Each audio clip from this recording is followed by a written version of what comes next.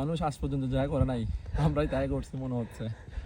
শুরুতে ঢুকতে দেয় নাই, চূড়া পথ দিয়ে ঢুকছি, মানে এ টু জেড সব জায়গায় চূড়া পথ, শুধু একটা জায়গায় কটকা গেছি।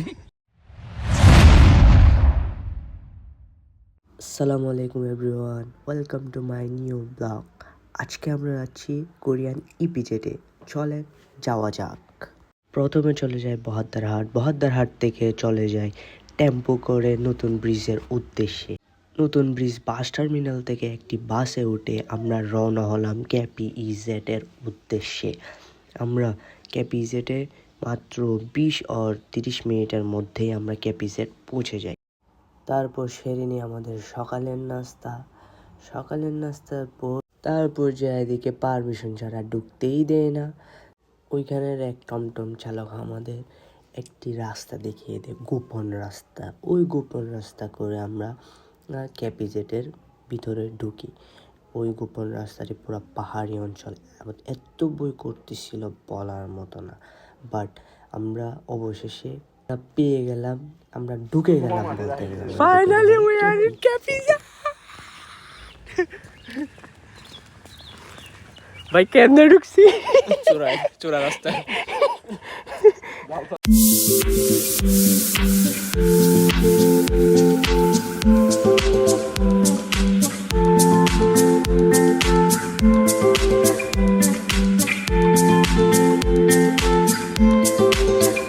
আসছি কেন?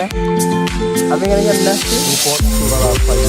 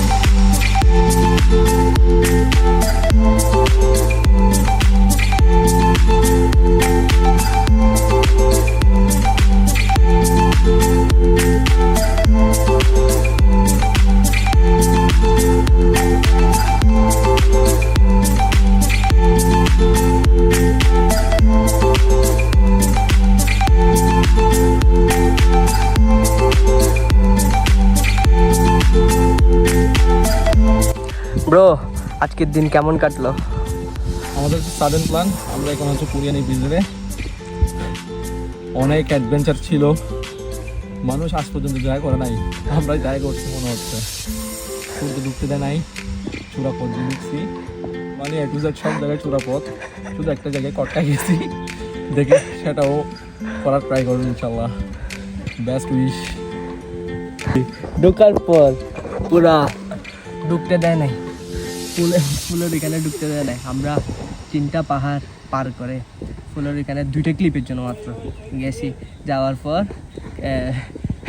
ফুল নিয়ে ছবি উঠেছি, যাতে ফুল নিয়ে ছবি ওঠার জন্য 3টা পাহাড় ভাই কোনো মতে। তারপর আবার এদিক থেকে আসে বেড়া ছিল, বেড়াগুলো কি সীমানা অতিক্রম করছি বলতে গেলে। তারপর ফুলে পানি দিতে ওই পানিগুলো খাইছি, খাওয়ার পর এখন ঠিক আছে, বেশি পানি পিপাসা লাগছে আর গরম অনেক। ঠিক আছে, তো আমরা এখন আবার অন্যদিকে যাওয়ার জন্য প্ল্যানিং করতেছি। ঠিক আছে, যাওয়া যায় কিনা ভাবছিলাম, এখানে আসে ঠান্ডা লাগবে বা এখানে আসে যে গরমে অবস্থা খারাপ। দেখা যাক, সামনে আরো অনেক পথ আছে, কি করা যায়।